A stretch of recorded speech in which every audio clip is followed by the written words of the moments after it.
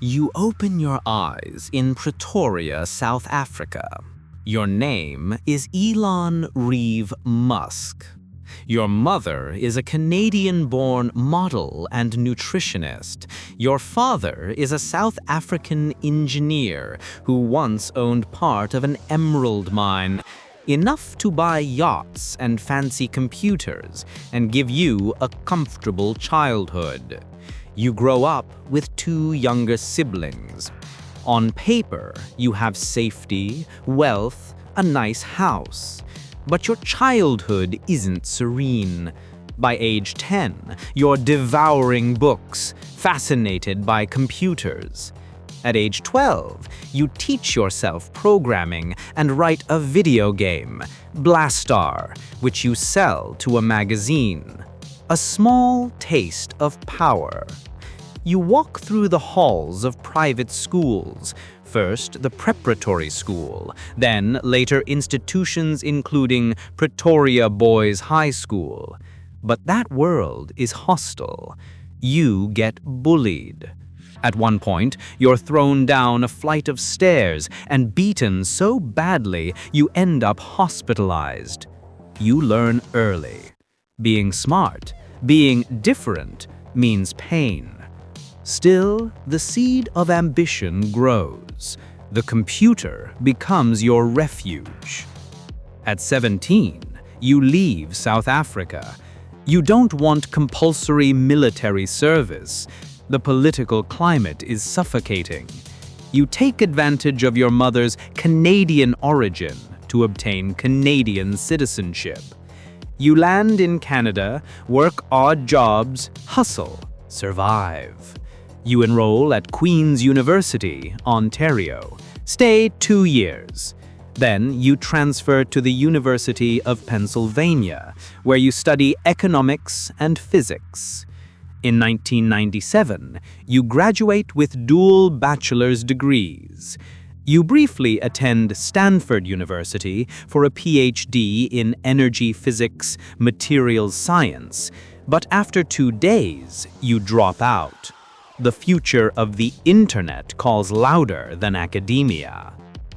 You're 25 years old when you decide that survival jobs and borrowed money have served their purpose. You move to California with your brother Kimball Musk, and together you launch Zip2, a software company that provides business directories and city guides to newspapers. You rent a tiny office, sleep on the floor, shower at the YMCA, and code day and night. You're not living the Silicon Valley dream. You're building it manually, with pizza grease on your keyboard and barely enough cash to keep the servers running. But you push, and people start noticing. At 27 years old, the impossible happens.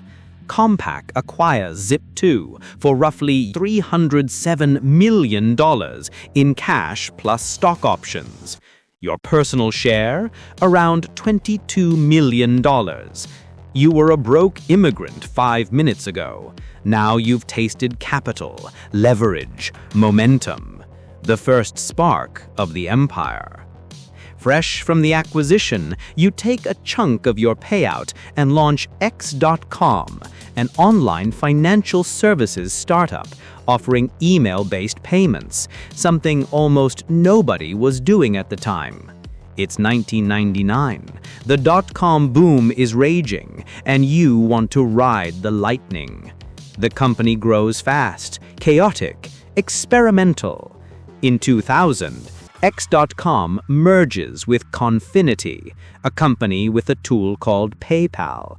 Internal conflicts erupt. You're removed as CEO. Your dream twists into something new, something you no longer fully control. You are 28 years old when you marry Justine Wilson, the aspiring writer you met at Queen's University. Your marriage opens like a fairy tale. At your wedding dance, you lean in and whisper to her, "I am the alpha in this relationship," a promise disguised as a warning. When you're 31 years old, eBay purchases PayPal for $1.5 billion in stock. Your personal cut? Tens of millions. The humiliation of losing the CEO chair doesn't matter, because now you have something far more powerful than a title. You have the capital to change the world. You decide that Earth isn't enough for you anymore. You found SpaceX, Space Exploration Technologies Corp., a private rocket company, something no one sane attempts. Engineers, journalists, investors, most of them laugh. A software millionaire building rockets? Ridiculous. But you aren't joking. You pour your own money into it, tens of millions. You hire young, hungry engineers. You study propulsion, orbital mechanics, rocket manufacturing. You buy an abandoned warehouse in El Segundo, California. You build the Falcon 1, and you begin your long war against gravity. You build more than companies. You try for a family. It is your personal year of darkness. Your first child, Nevada Alexander, dies of sudden infant death syndrome at 10 weeks old. You respond not with mourning, but with silence. You forbid the subject. You drown yourself in work and demand that life move on. Justine breaks. You harden. Through IVF, you rebuild the family like an engineering project. Twins, Griffin and Xavier, then triplets 2 years later, Kai, Saxon, and Damien. 5 sons born in 2 cycles of artificial conception. A household full of children, and yet 2 adults drifting apart like separated spacecraft. At 33, you invest in a small electric car startup called Tesla Motors, founded by engineers Martin Eberhard and Mark Tarpenning. You join the board as chairman and become the biggest investor. You want electric cars to dominate the 21st century, even though barely anyone believes in them at the time. For years, Tesla fights for survival. Prototype fires, battery issues, funding nightmares, lawsuits, internal disputes. But you push it forward with sheer obsession. You're 37 years old and Tesla is near collapse. Multiple failures at SpaceX, the financial crisis hitting hard. You're nearly out of money. The world is mocking your dreams, and your marriage implodes with everything else. Your wife Justine suggests counseling. She wants to learn to be with you again, but just 10 days later, you file for divorce. The next morning, you cancel her credit cards. A financial war begins, cold, relentless. This is how your first marriage ends. A legal detonation. 6 weeks. 6. After ending a decade-long marriage, you propose to actress Tallulah Riley, the British star of Pride and Prejudice and future cast member of Westworld. You're still searching for the ideal partner, the person who might cure that old childhood loneliness. Then you make a move that will define your legacy. You step in as CEO of Tesla and take the role of product architect, overseeing design and engineering, a title you will keep for the rest of your life. Tesla survives by a thread, thanks to last-minute funding and a massive deal with Daimler. That same year, SpaceX finally reaches orbit with Falcon 1 after 3 failed launches. You become the first private individual to put a liquid-fueled rocket into orbit. The world stops laughing. You marry Tallulah in a ceremony straight out of a fantasy novel filmed in Scotland. But you bring your demons with you. Mars, factories, deadlines, 100-hour work weeks. No marriage survives orbit at that velocity. After 2 years of cracks widening into chasms, you divorce. You tweet publicly to her, "It was an amazing 4 years. I will love you forever. You will make someone very happy one day." You were right. That someone is you. You remarry. You try again, but you are still the same man. You file for divorce on New Year's Eve, withdraw the filing, and then she files 2 years later.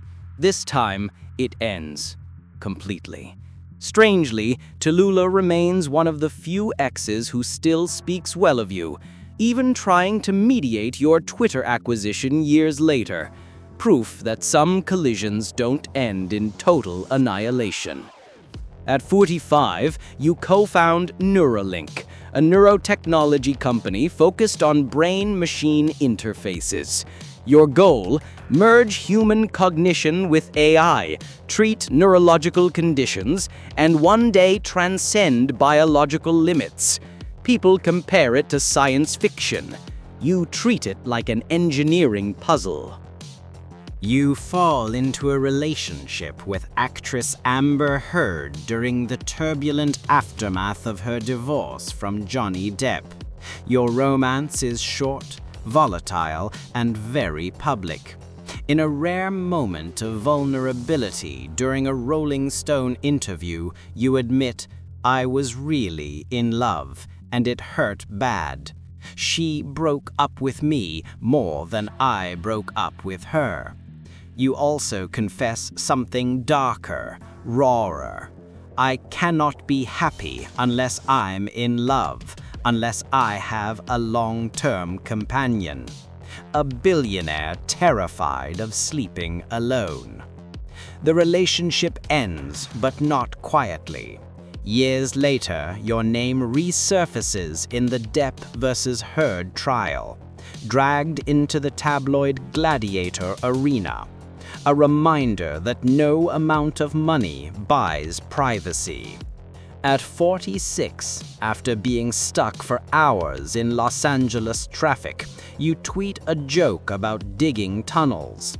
Within months, the joke becomes the Boring Company, an infrastructure and tunneling startup focused on lowering tunneling costs and reimagining urban transportation. You sell flamethrowers as a fundraiser because your life operates on chaos, engineering, and memes. You bet on humanity's future and want to own it on multiple fronts. At age 47, you begin a relationship with Grimes, Claire Boucher, a musician and artist. The world calls you the tech goth power couple, a union so bizarre it almost makes sense. At age 48, Grimes gives birth to your son, originally named XAEA12. You call him Little X. A pandemic fractures the planet, but you refuse to slow down. While governments panic and markets convulse, Tesla does the opposite. It grows. Gigafactories rise like steel temples. Production surges. The Model Y becomes the best-selling car on Earth, the first electric vehicle to ever claim that crown. At 50, you and Grimes announce a semi-separation. Not together, not apart, suspended in the limbo only billionaires and artists understand. What the world doesn't know is that behind the curtain, the foundations of your personal life are cracking. 2 kids are born, twins, Strider and Azure, with Siobhan Zillis, an executive at Neuralink. A secret, sealed in paperwork. Grimes didn't know about the twins until almost the same moment the public learned. A discovery that hit her like shrapnel. And then, just weeks later, your second child with Grimes is born via surrogate. Exa dark sidereal. Why? Your dynasty is growing chaotically. Tesla scales to a level no automaker has reached in a century. You are wealthier, louder, and more volatile than ever. Then you target your next conquest, Twitter. You're 51 years old when you take over Twitter, paying about $44 billion for the platform that you will soon rename X. You slash staff. Nearly 80% of the workforce is gone.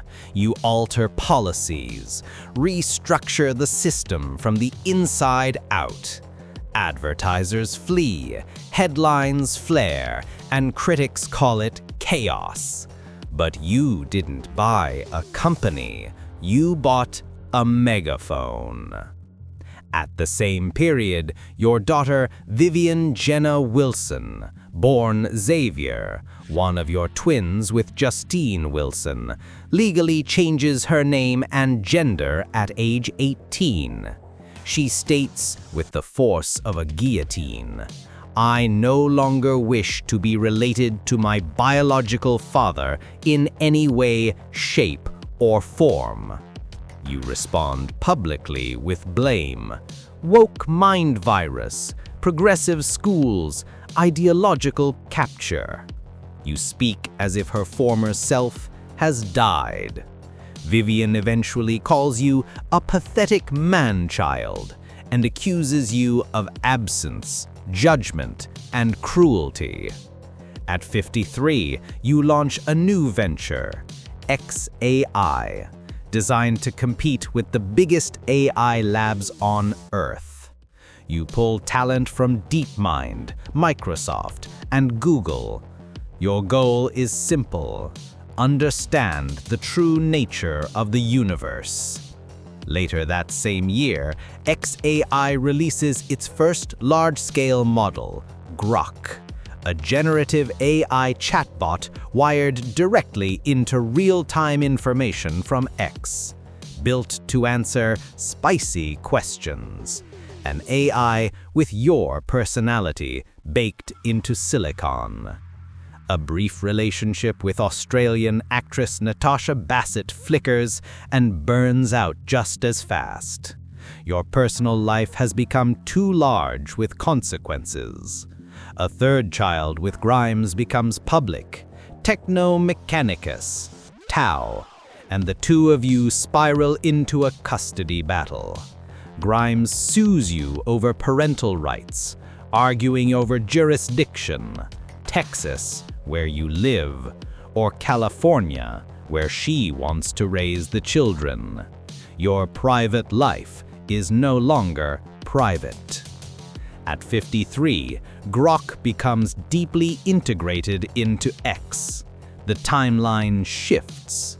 Posts are no longer just chronologically ordered. They are ranked, boosted, filtered, and shaped by Grok's model. The algorithm becomes the heartbeat of the platform. People worry that you now own both the megaphone and the mind behind it. Tesla stands at a crossroads. The long-promised $25,000 car, the so-called Model 2, is pushed aside. You kill the dream of cheap electric mobility and replace it with something far stranger.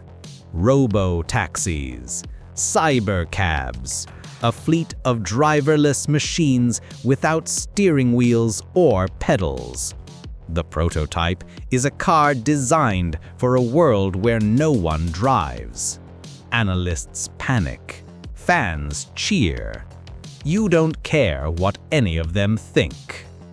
At 54, you help Donald Trump get re-elected president. Your reward? A government post. You are appointed head of the newly created Department of Government Efficiency, the Doge, named after a meme that once made you laugh. Your promise? I will be the chainsaw of bureaucracy. But you are not built for diplomacy. A few months later, you're gone. The Doge is dissolved, leaving behind tons of budget cuts. You leave Washington the same way you entered it, like a storm. While your political arc collapses, SpaceX ascends beyond competition. Starlink swells past 9,000 satellites, becoming a lifeline for militaries, governments, ships, remote communities, a global utility run by one man. Starship succeeds. Super Heavy boosters land back into the launch tower's arms, something no civilization has done before. Over 150 launches in a single year. You outpace nations. XAI absorbs X in a massive all-stock transaction. The merger forms XAI Holdings Corp., a legal fortress that lets you feed your social media's data directly into your AI models. During that same period, Grok evolves fast. Grok 4 claims high performance on complex reasoning tasks, graduate-level math problems, advanced logic. Some benchmarks show it rivaling top competitors. Tesla begins integrating Grok-powered features into its vehicles and robotics programs. You now grasp control of how people speak, where people go, and how they react to everything. Your partnership with Siobhan Zelis continues. Not a romance, but a parental alliance. Reports emerge of a third child. 1 year later, a fourth child surfaces, Selden Lycurgus Musk, named after the psychohistorian from Asimov's Foundation. Influencer Ashley St. Clair, a conservative firebrand, suggests she may have had a child with you as well. You do not confirm. In total, you have fathered 12 to 13 known living children across multiple households. A clear signal. This is no longer about love. This is about legacy. Money hasn't been a problem for a long time. It isn't about money anymore. When your original pay package at Tesla is struck down by a Delaware judge, you rage. You threaten to move Tesla. You demand loyalty. Then the shareholders kneel. They vote to reinstate a compensation package worth roughly $56 billion, the largest in corporate history. This moment pushes your net worth past $500 billion, the first human in recorded history. But it doesn't stop. The hunger never goes away. From a bullied child in Pretoria, you became some kind of a king, a one-man state. But your throne is fragile, built on markets and public opinion. You're Elon Musk. You outran your past, but failed to outrun your future.